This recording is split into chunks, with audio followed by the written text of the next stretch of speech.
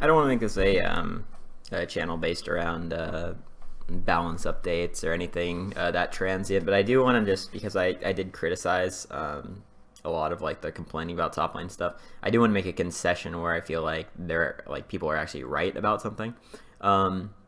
Just real quick, I'm going to be streaming tomorrow or the day after, or within just a few days, but I should be streaming most of February. I'm getting a new CPU, and the performance issues that I was having streaming shouldn't exist anymore, so I'm looking forward to that. And feel free to swing by at twitch.tv/toptiersoplane to ask questions about League or hang out. Alright, so I think 8.4 is a really good balance patch, and I think they did a generally correct thing for top lane by nerfing Gnar. I really like the changes to Gnar. I don't think that they were that impactful, but I think they were in a good direction. The E jump was like a little weird, to be honest, but I think it definitely needed more damage, especially base damage, so that was good. GP, again, good nerf. Generally agreed with it. I don't think Vladimir and Camille needed to be nerfed. I think Camille probably needed to be tuned down a bit, but they just buffed her, and it's embarrassing to nerf a champion you just buffed, isn't it? But anyway, the problem with all of these champions is that they had ranged poke, and were pretty hard to bully or all in. They're all tanky champions that could pretty much force you out of lane without ever getting within melee distance of you. And their tankiness made them hard to abuse in the normal case, like Jace or Lucian top is very easy to kill. But if you're ganking a Gnar with Airy and Resolve second, he's tanky as hell.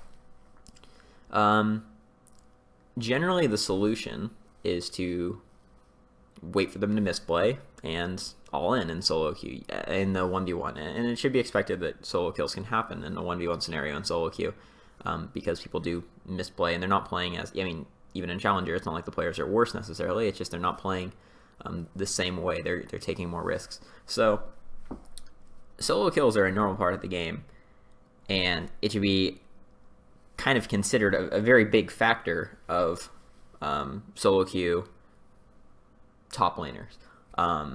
Well, all lanes and top lane, especially in a range versus melee matchup. It's probably the most common lane where a range versus melee matchup occurs, unless you count Galio, but he's in that same vein of champions. Bone plating and shifting around this shit was weird. Was Resolve probably too strong? Maybe. It might have been like the strongest. I don't think it was overbearing. But it's really curious because Resolve was in a great spot. There were 3 meaningful decisions. Each tree, you have to choose between Demolish and Unflinching and Font of Life. You didn't really take Font of Life and say top lane, but you could choose between, if you wanted the Tenacity or you wanted the tower damage. That was a meaningful decision. Armor, MR, or Armor and MR. Like, okay, I'm against a Rumble. I need MR. Or I can go Armor and MR and greed a bit and try to be more defensively.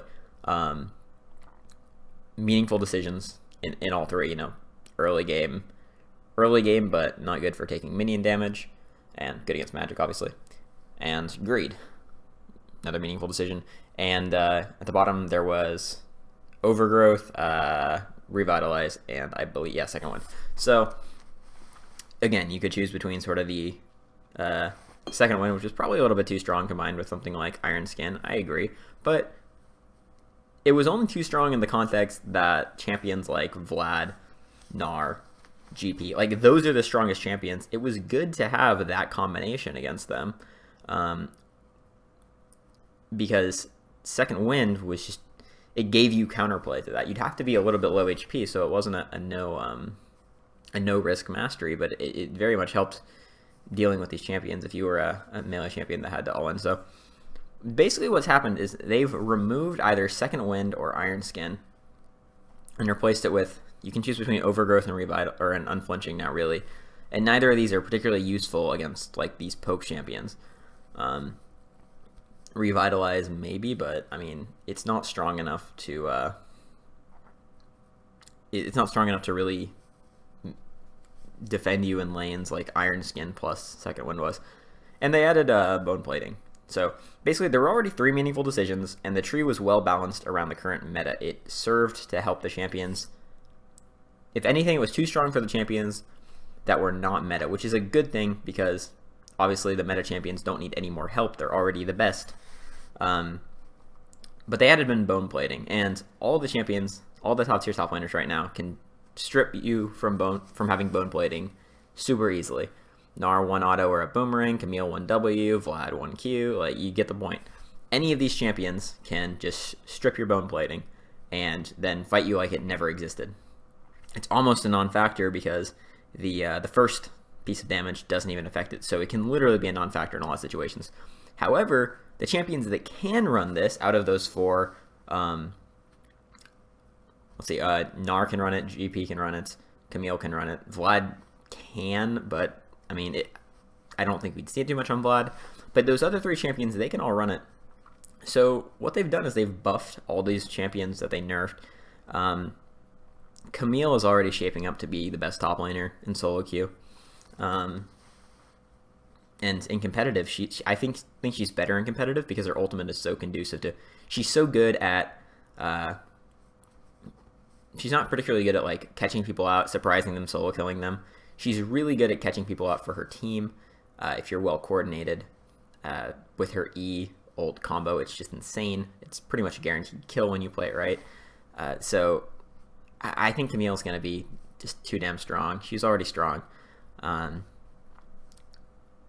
there's no real benefit right now from bone plating. Riot tends to add things for the sake of interaction, and sometimes those are good, but sometimes you need to step back and say, all right, there's enough interaction, people are figuring out enough trading patterns and stuff. You don't need to shake it up every patch because then you're not learning a game, you're just fucking whoever can like kind of randomly roll on whatever the right strategy is kind of wins. And obviously bone plating is pretty clear how you trade against it.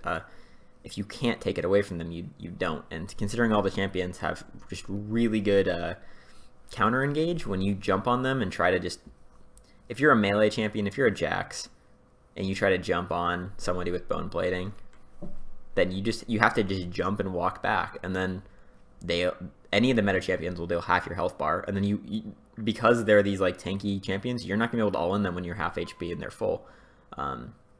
So I just all-in champions are a nightmare right now, and the meta champions have gotten stronger from it, and it's really perplexing why they did this. Again, I think 8.4 is a great patch overall. It's pretty big, so it's hard to say for sure, but I liked it generally. I like the mage item changes, but this was weird.